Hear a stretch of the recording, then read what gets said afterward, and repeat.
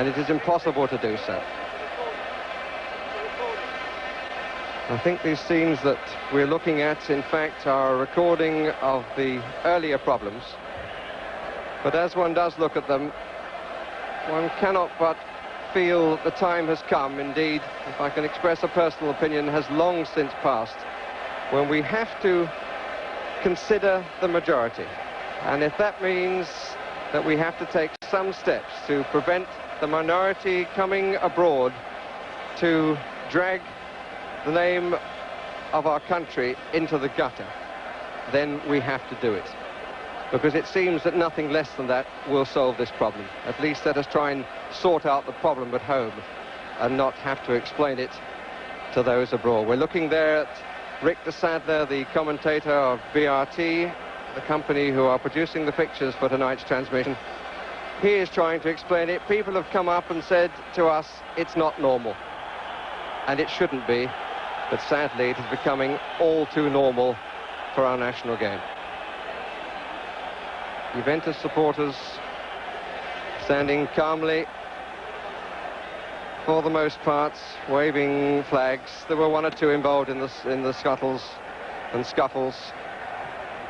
One doesn't want to apportion blame. One can only say that it has happened too often involving British supporters to be thought to be coincidence. The pitch, at long last, is actually clear. The photographers who came to capture the goalmouth incidents have had to point their cameras to the crowds, as indeed have the television cameras. It's a lovely evening, absolutely ideal for a game of football, a meeting between two sides who have been so much at the top of the tree of European football. Liverpool trying to win the European Cup for the 5th time. Juventus having never previously won it, but with a chance this evening, if the match can take place, of becoming the first side ever to win all 3 European competitions. And what a sad occasion to mark the retirement of Joe Fagan, the manager of Liverpool for the last 2 seasons, who confirmed this afternoon that because he felt that he was perhaps a little old for the job at 64, and because he felt tired, that now had come the moment to hand over to a younger man. And we are told just on that point not to think in terms of a successor, but of successors, with Kenny Dalglish very much the strong favourite to take over the role, with, one feels, a helping hand from somebody of experience in management. But very sad scenes, bewildering scenes, all too familiar scenes at the final of the European Cup. The 30th holding of this final has been marred before it starts. And from the Heysel Stadium in Brussels, let's go back to the quiet and Jimmy Hill in the studio.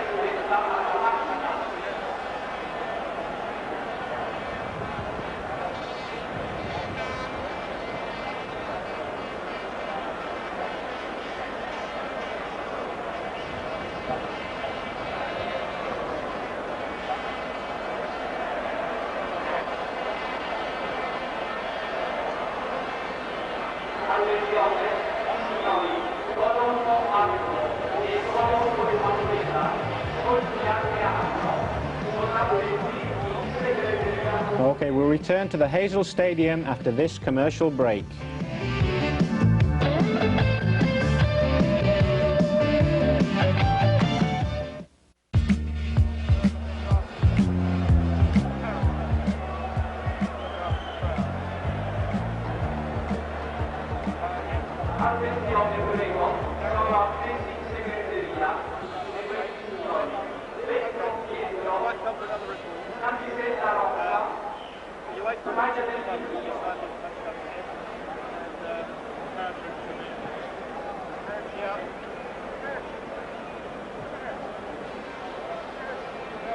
Well, let's say at least 15 is the quote we've had. Could be 20. Nobody knows, but at least 15.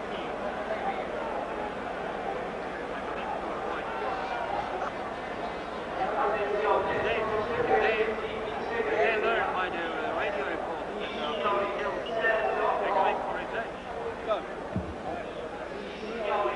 Well, still the struggle here at the Heysel Stadium continues to get the situation in order so that we can watch a game of football. That's the terrace at the left end, which an hour or more ago was occupied by supporters of Juventus, with the main Liverpool body to the right. Down in front now the main stand and the home straight of stadium, famous of course also for athletics as well as for football. They hold the Ivo van Dam Memorial meeting here. And talking of meetings at this precise moment, UEFA, who are responsible, of course, for all the European competitions, are meeting to decide what to do. We hear that paratroopers from the Belgian army have been sent for. The figure of those who are feared to have died is still at 15, and it appears that the idea of bringing in members of the army is because obviously the spectators at the Juventus end are not aware, indeed, that there have been any fatalities, and obviously we don't know either whether the fatalities are from those who've travelled out from England or those who've made their way from Italy, or indeed those who gained tickets in this capital. Officially there were 14,500 tickets for each club, and the crowd limited to 52,000 here in the stadium. But they're the majority, and let us stress this point, the majority of Liverpool supporters standing quite calmly, coming to support their team on its way to winning the European Cup for the 5th time. But they, like we, wait to see the outcome, hear the outcome rather, of the UEFA meeting. So back to you, Jim.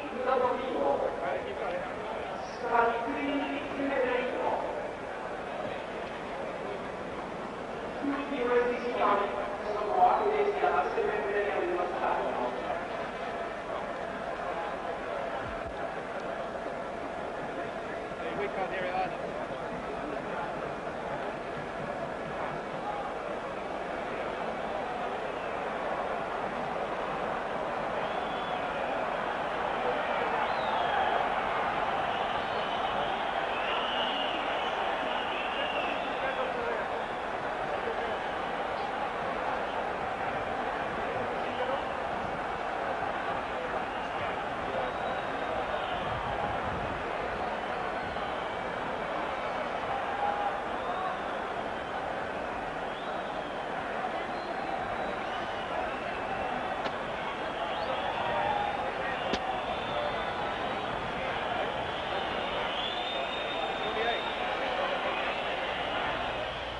Incredible scenes here from the Heysel Stadium in Brussels, Mike. It's hard to say, you know, what we feel at this present time, because we come in, we set up what could be the highlight of the European season, the European Cup, and we're faced with scenes like this. Absolutely appalling. But unfortunately, the face of soccer in the 80s.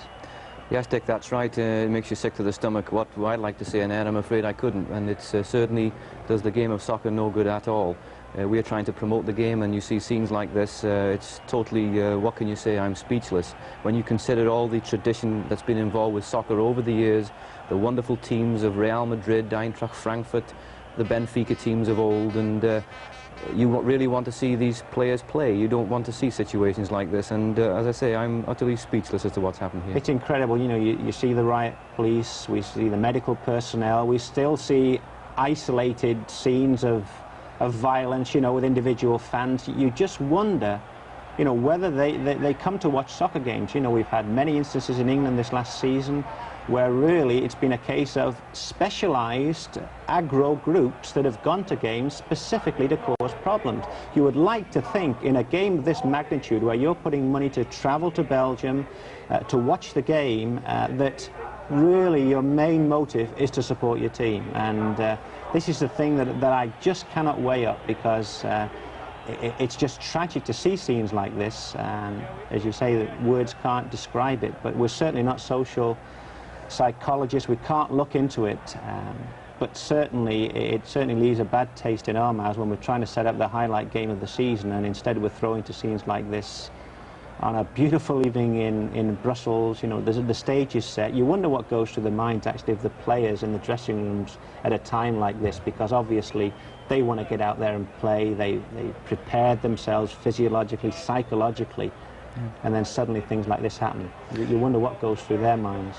That's right, Dick, and you look at the scene right now, and it's really tragic. You see the riot police, they're calling in paratroopers.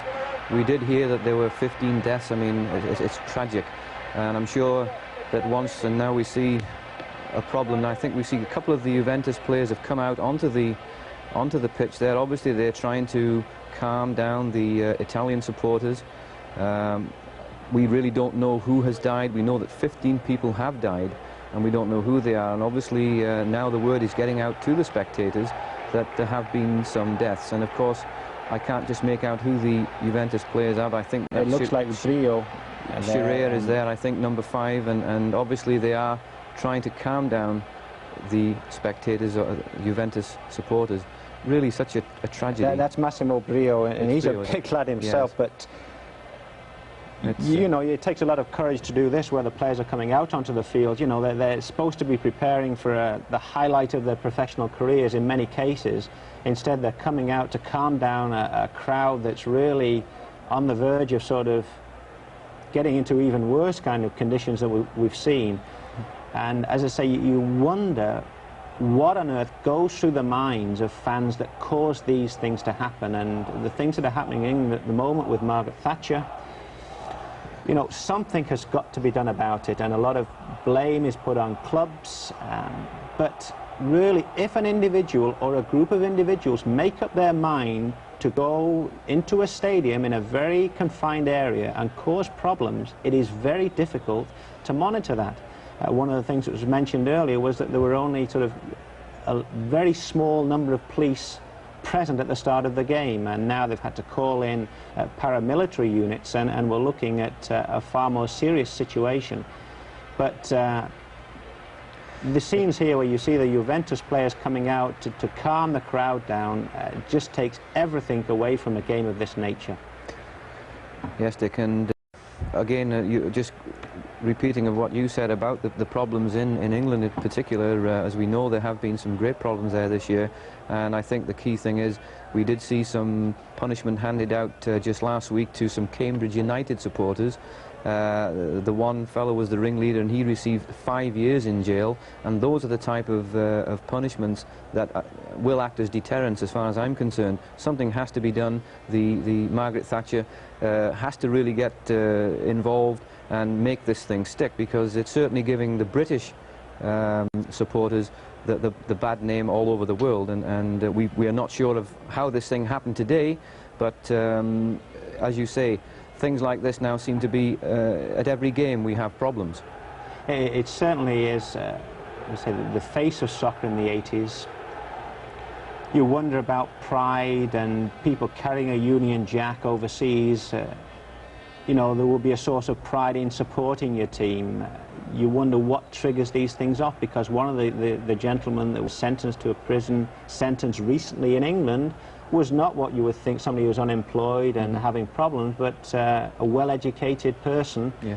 And one of the things that came out from the problems at the Millwall game at Luton was that it was a very well-organised sort of group of people Yes. that just went around causing problems, and they're the same kind of people that were protesting, nuclear protesters, you name it. They were just professional agitators. Now, to see scenes like this, you know, I'm sure that Liverpool Football Club, with such a marvellous tradition, to see scenes of this nature must make them feel very badly, if indeed it is a case of Liverpool fans who've caused the problems. And at the moment, we don't know. We're just going on reports that are coming in via the radio and via the commentators there. So it's all conjecture at the moment. But certainly, there are meetings going on at the present time with the UEFA officials as to what should happen. And hopefully, they will be able to get the game underway, because that should act as a calming influence. But members of the Juventus staff are certainly on the field and doing a marvellous job here to try and calm down the emotions of people who've maybe seen things happening that they don't want to see happening, and that takes a lot of courage. The Liverpool team, we haven't seen any members of the Liverpool team at the moment coming onto the field. Yes, Dick, it's a sad sight to see all these. We would have to, regarding the comment that you made of the security of the stadium, figure was tossed around that there were only 25 policemen in the stadium. It seems to me to be just ridiculous with a situation like we have today with the cup finals and the supporters from two different countries come in. They should surely be well prepared for such a situation. Not that I'm in favour of it, however, they should foresee that something might happen.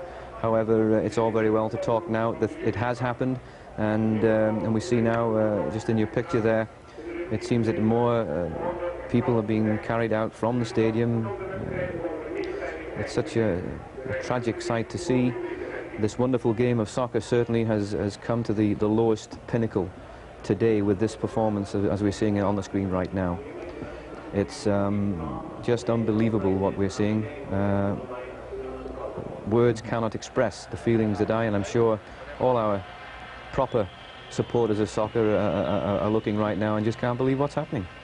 Exactly, and this is a thing that a lot of people have taken time off work today. I know lots of people that had various reasons why they couldn't go in this afternoon to watch what should have been a classic, and they're forced to see this kind of situation.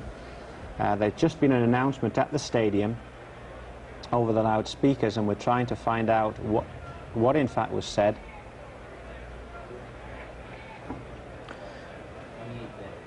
I understand that the information that we have now, Dick, is that it's now 28 people have died in this fracas that occurred just about 1 hour ago in the stadium. 28 people. I mean, that's something that's well, what can one say? There's 52,000 people there. The stadium does hold 60. Now we see obviously the scene of all the riot and scene of the crimes. The stadium does hold 62,000, and I do believe they restricted the attendance today to 52,000, and we're just keeping on getting some updates here from our staff. Yeah, we're trying to get updates now via reports from all over, and in fact on our wire services.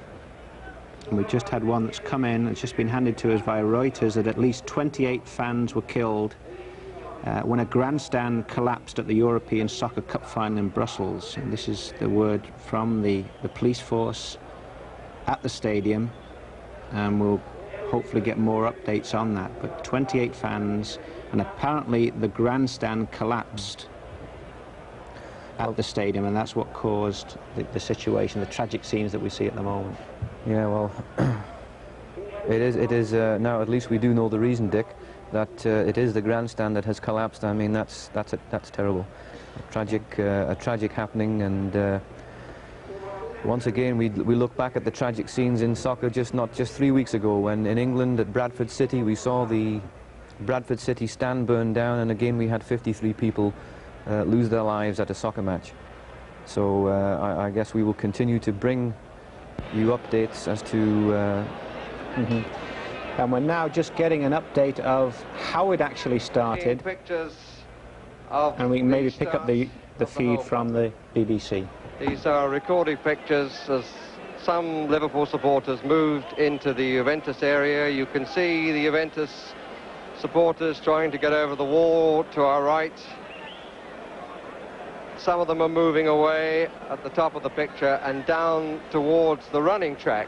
And it was the pressure of movement down towards the running track which resulted in the wall giving way and people being pinned underneath it. Just look at one or two of these faces. They're faces of fear, frightened people who just don't understand what has happened. And really, there's such an overwhelming feeling here, sitting in the stand, watching these pictures from earlier, looking at the stadium now, a feeling of total helplessness, a feeling of sympathy for those who've been killed and injured, a sympathy for people who love to watch their sport, a sympathy for the game of football, which was one of those things to unite people, which is now in an extraordinary way become, amongst a minority, some sort of substitute for war.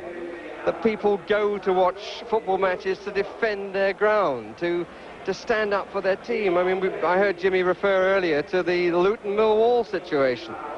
That was all the results of territory being defended and of what had happened at another London ground a few weeks earlier. It had nothing to do with the cup tie itself, I don't believe, at Luton. And this is just a scene of total mayhem that resulted from people deciding that it was important to them to invade the opposition territory. And as a result of that attitude, that anger, that demand to be seen to be the tough guys, and whatever you want to call them, 28 people, we're now told, are dead, and many others are injured and being taken to hospital, and presumably some of those injured are in a serious state.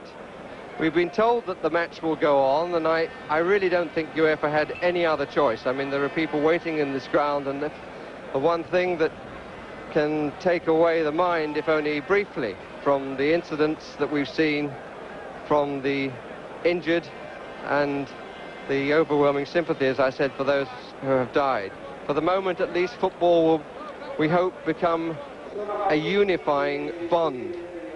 And there is an enormous responsibility on the players now, if they possibly can, to put it out of their mind and to make it an attractive game and to try and show that they believe, as the majority believe, that football is one of the most beautiful and simple games, and has been all around the world. And now suddenly it's been besmirched because of an attitude which a decade and more ago was totally foreign to the British character, but which now has grown until it is a cancer on society. These are still recordings of the scenes earlier, and looking down at the wall that gave way, and the people who sought refuge in the only place they could go to, which in the present climate of debate at home, it should once again be said that the fact that there were fences that could be got through and people got onto the pitch, that perhaps saved even greater injury. Still, the policemen on horseback are on the main running track. Let me emphasize again, this is not a continuing battle. These are pictures that we are seeing, recorded pictures of the incidents which led to the trouble and the result of that trouble. At one end of the ground, as I look now, we have mounted police. On the home straight by the stand, we have mounted police, but in riot uniform. And one has to say that the policemen at the Juventus end are conspicuous by their absence. It's a lovely, lovely still summer's evening, but one which will be remembered for all the wrong reasons, and by those whose family has suffered from it, will be an evening that will never be forgotten. There will be people here who will never go and watch a football match again, and there will be people watching these scenes who will say, I don't want to go and watch a football match. But it is not football's problem. Football is the scene which has been used because it is such a popular in the national game. Photographers still getting their shots. It's a sad story, Jim, but I just hope that we will have a football match here shortly, and it does seem as though, as every second goes by, the chances of that are improving.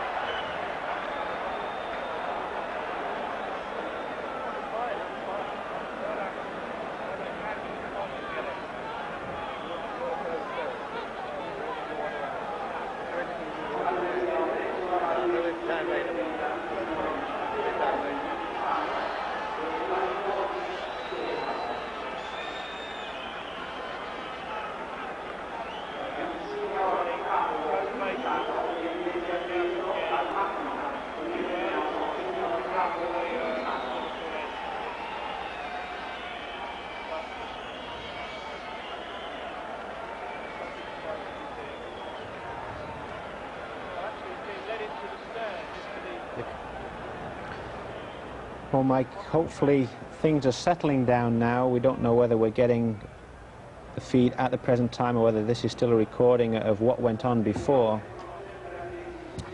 I think this is actually a live feed, so things certainly seem to be getting back to a reasonably orderly state of affairs, but this is absolutely appalling. It's the most disgraceful scenes I've seen at a soccer game live, and really I'm at a loss for words, you know, as are the commentators over in Brussels at this time.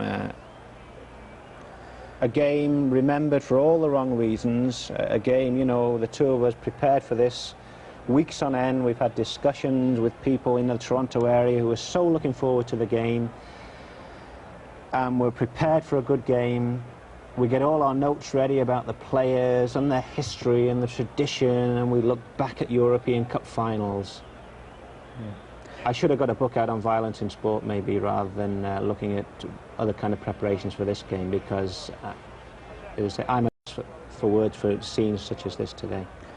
That's right, Dick, and certainly agree with you 100% there. And as the commentator said, football is a beautiful game, and when it's played on the football pitch, it's the best game in the world. It is the only game in the world, as far as I'm concerned.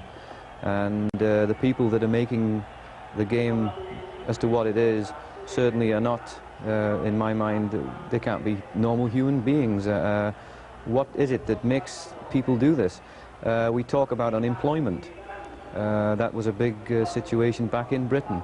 They have nothing else to do except to draw their unemployment, and they go to the games, and as you say, they prepare their methods of attack, and they just go out to cause problems. They're not real football supporters.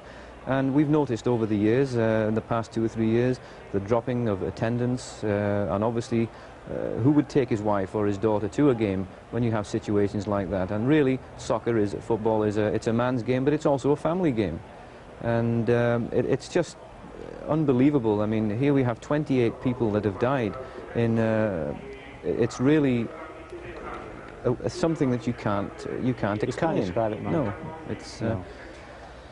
Okay, Mike, thanks very much for your comments. Obviously, it's affecting all of us here at the station very much. We'll return after this commercial break.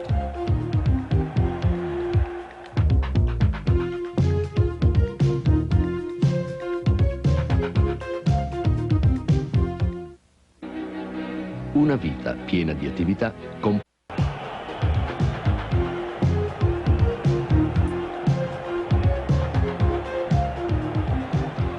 Well, the scenes you're seeing at the moment, not the European Cup final game, but incredible scenes. At least 24 people are dead and hundreds of people have been injured in rioting that broke out today prior to the kick-off of the European Cup final between Juventus and Liverpool. Apparently the rioting started when fans of the two teams started throwing soft drink cans at each other over a fence that was dividing the two factions in the stands. And English fans tore down the fence and broke into the section where the Italian fans were, and waving sticks, cans, lighting fires, and thousands of Juventus supporters were forced to surge onto the field to get away from this Medlem. There were only several dozen police in the stadium at the time, and they were completely powerless to stop the rioting, and in fact they were run and trampled by the crowds themselves. Riot squads have been called in, as well as paratroopers and paramilitary forces, and they're trying to restore some sort of order to the stadium. It's hard to say at the moment, but the game is due to go on. They have made an announcement. In fact, the Italian team, members of the Italian team, Juventus, came onto the field to calm the fans down, an incredibly courageous thing to do, bearing the situation and the scenes that you see at the moment. Mike, hopefully they will get it started as soon as possible, because I think that's the only way that it will prevent further outbreaks of this rioting starting. That's correct, Dick, and we can only hope that the game will provide a spectacle of football as it should be played. And obviously the players now are well aware of what has happened out there, and there's a great deal of pressure being put on them, because everyone knows the European Cup is the cup. You can have the Champions Cup, the Football League, but really it's the pinnacle of all trophies in Europe, the European Cup. And we have two fantastic teams out there, Juventus with marvellous tradition. They were formed back in 1897.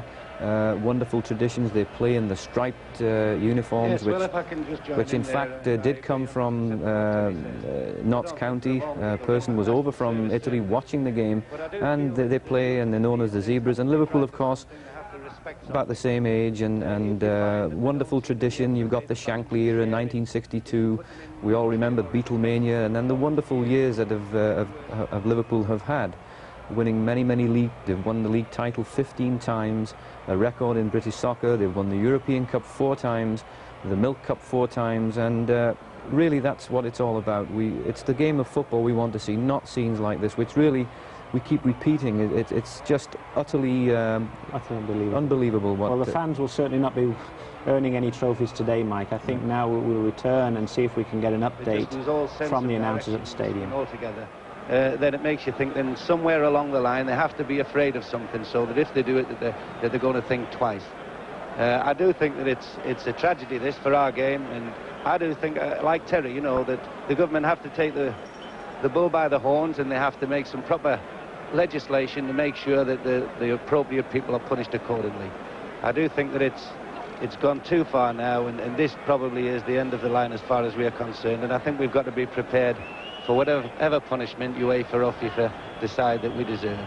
And I can't say really that we deserve to be treated like that. Just to bring you up to date with the position, the announcement that the game would take place came over the public address system, but it appears to have been an attempt to keep quiet in the stadium, which is now in a somewhat unreal calm, but there has not as yet been an official decision made by UEFA. So we still wait to know. One or two supporters at the far end, although in the stands they're very quiet. One or two supporters at the far end waving flags. The public address still appealing for calm and for patience. But we still have not heard officially from the governing body that the match will take place.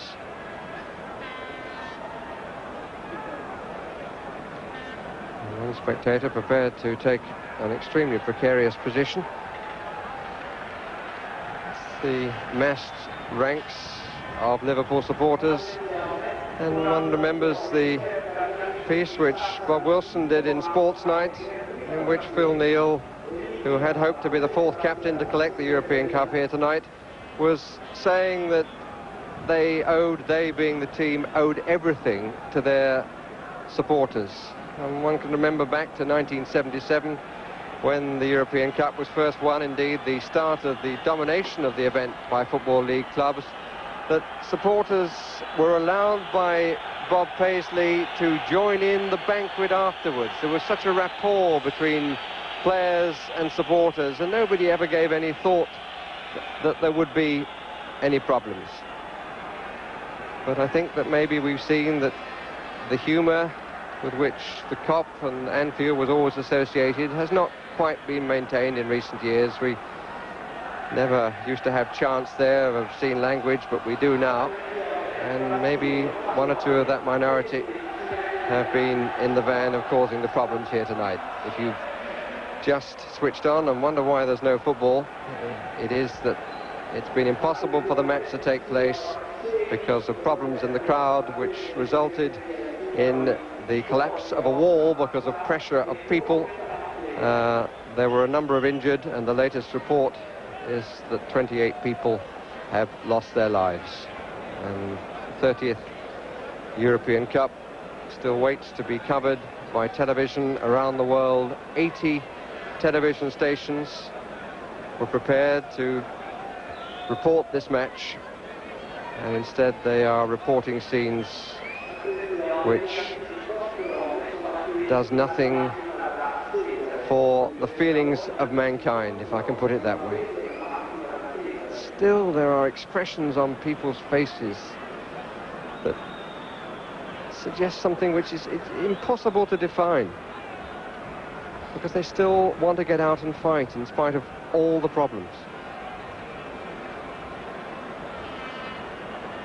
One end of the ground now has great empty spaces, just litter on the terraces. People have moved away. The police still wait on guard on horseback and with their riot shields at the ready. These are Juventus supporters we are looking at the right end of the ground, and that gives an indication of the problem, because the division there was precisely the same division which at the other end of the ground allowed supporters of Liverpool to move into an area previously occupied by supporters of Juventus. I mean, it is no barrier of any sort, and it is surprising, to say the least, that with the record of problems caused by supporters coming from the United Kingdom, if not supporters from Liverpool, whose record up to now has been pretty well exemplary, it is surprising that there were no police on hand to make sure that the difficulties which occurred were not cut off right at the outset. But here are Italian supporters armed with pieces of wood, and gentleman on the right, if such I could call him, a stave. And there is, as I said, a calm, but there is fear in that calm. Are we seeing the end of the problem? Debris all over the running track. Some just prepared to sit it out. Some with scarves around their faces as would-be bandits. Joe Fagan we saw go down the left of the main stand. I don't know whether he's gone again to appeal to supporters. But still, Jimmy, like you, we wait, and we wait with feelings of great sadness.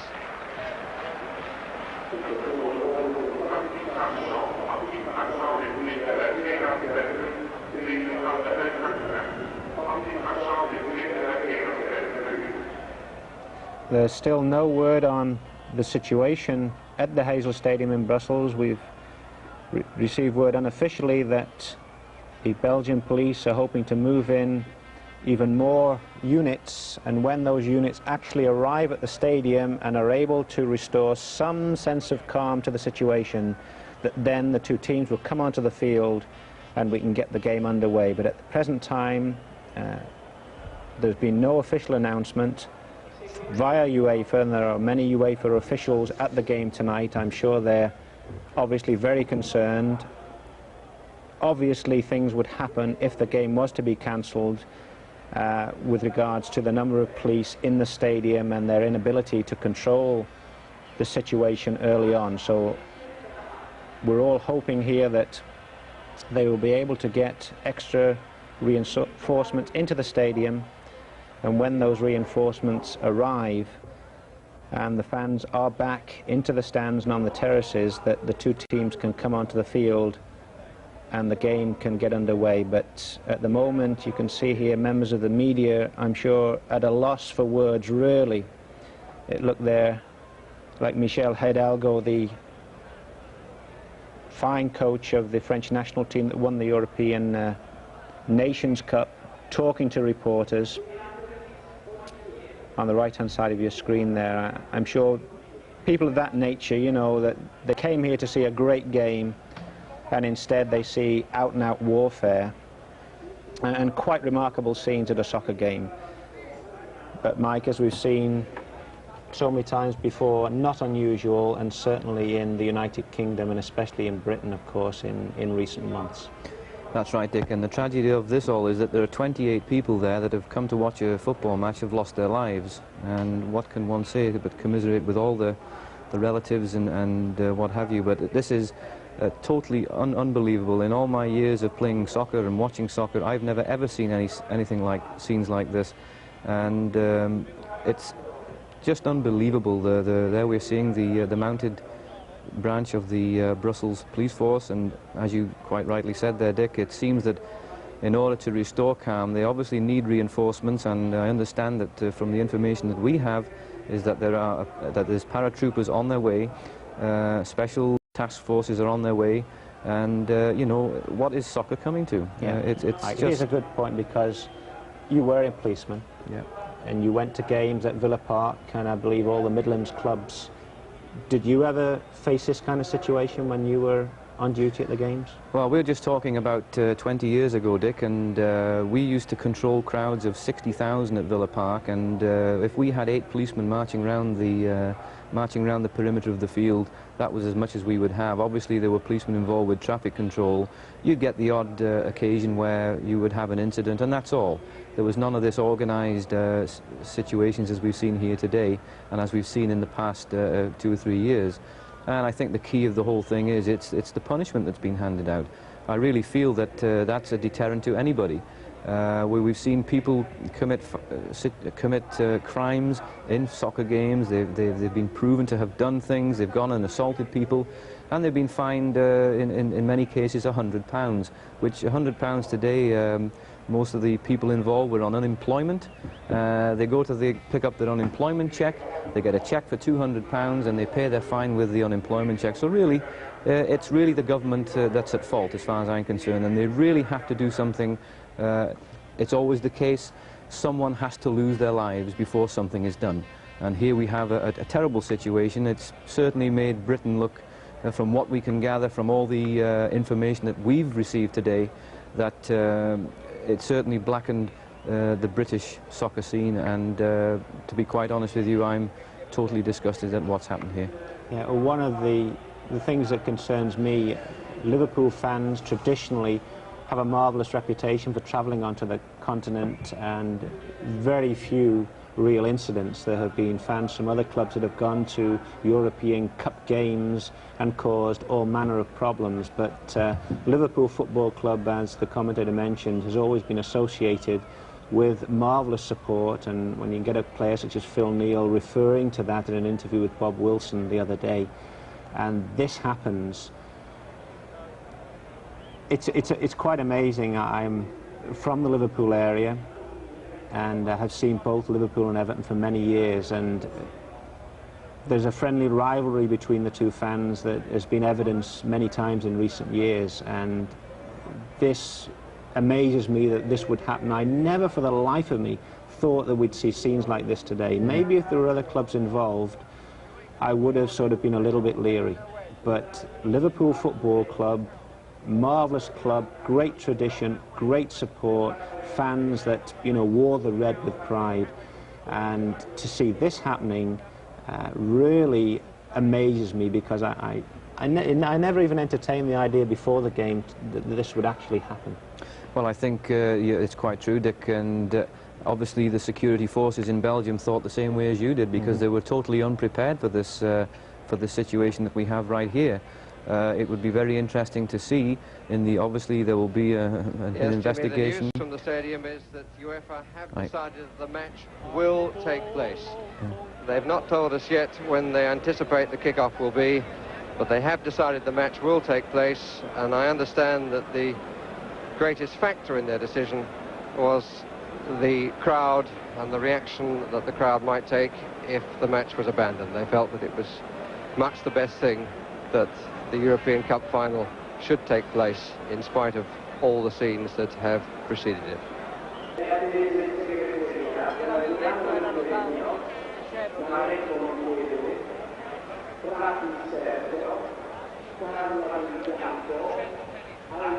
Still spectators wait. We've had one or two small fires from flags that were burned.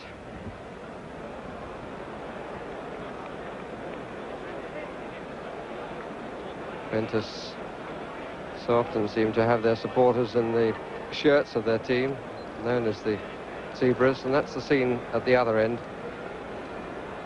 with the Liverpool supporters.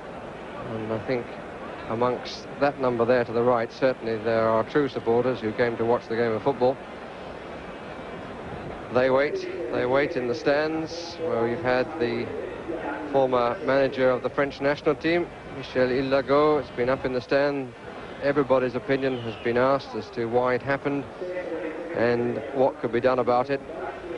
And David Lacey of The Guardian at the top of the picture there, one of the many journalists giving their story to London.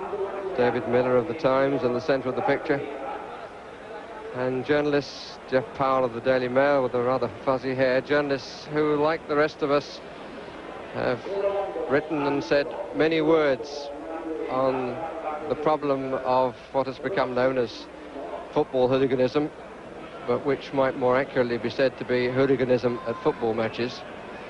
And now they've got to find words again, as you in the studio and those of us looking down on this unhappy scene have been trying to do. Bear in mind that really it's over an hour that we've been looking at scenes like this, well over an hour.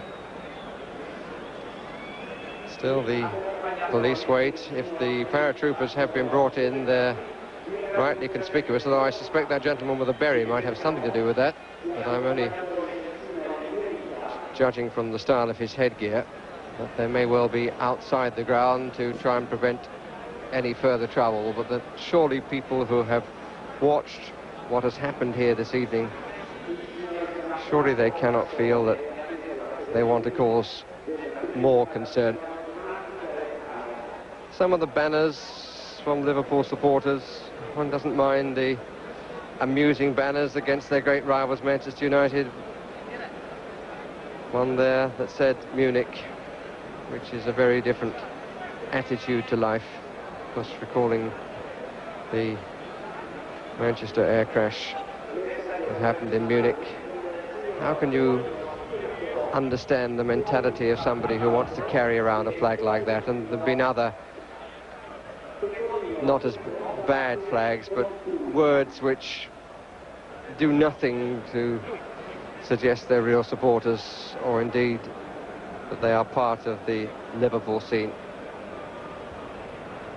Members of the Juventus official party were down there we were just looking at, helicopters flying overhead. And it really resembles the scene at a battleground, which sadly it has been. Battle caused by a minority, which has led to, we still have a report of 28 deaths in a stadium that has as a backcloth that atomium that we're looking at, which was built for the World's Fair of 1958. It's supposed to represent the atom.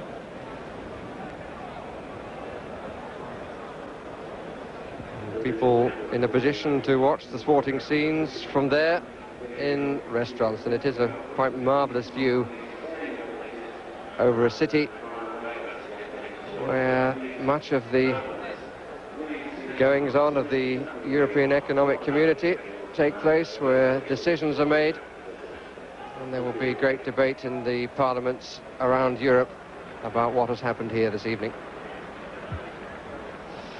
It's also, of course, the headquarters of the North Atlantic Treaty Organization, NATO.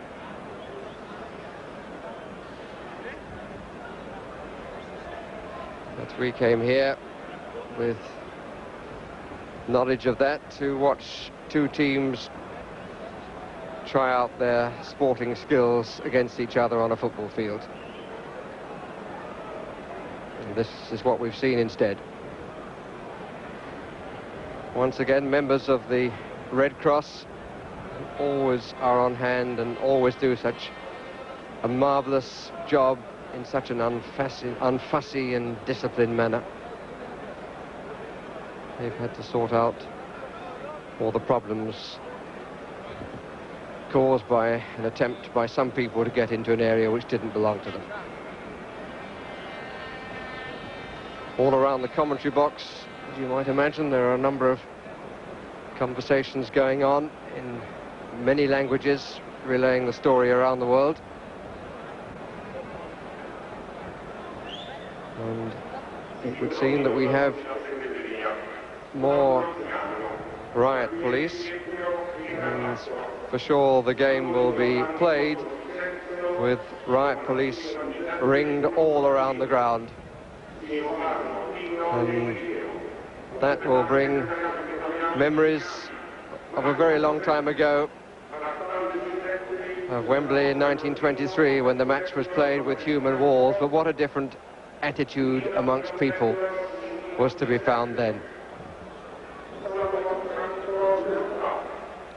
And I think the delay has been, in fact, to give time for these reinforcements to come from the centre of Brussels, to make sure that there will be no further problems at the stadium. And many of these will be working late into the night to ensure peace, and will be very happy when the other nationalities have departed the land of Belgium. All the police taking positions at the Liverpool end.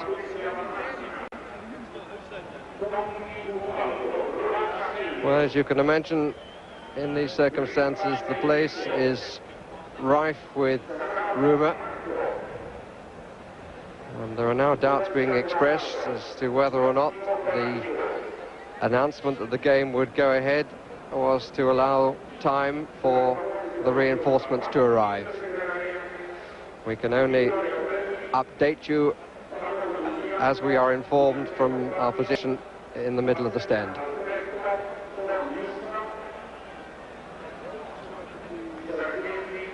All the dignitaries from UEFA and the two clubs are out of sight, away from the position where they had expected to be taking their seats to watch the match. And great discussions must be going on there. Remembering that the Liverpool chairman, Mr. John Smith, is now the new chairman of the Sports Council, so has a position of great authority, and is a man of great authority. And we are now finding the ground is being slowly but surely encircled by riot police.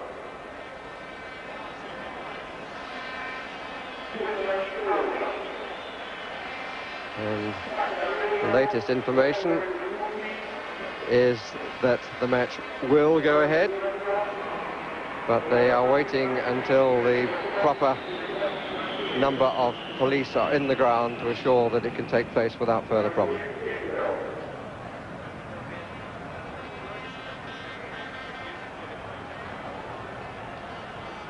And I understand that there is now an emergency number for people to ring at home who may fear that they have somebody who might have been involved in injuries, and that number we will give you as soon as we possibly can.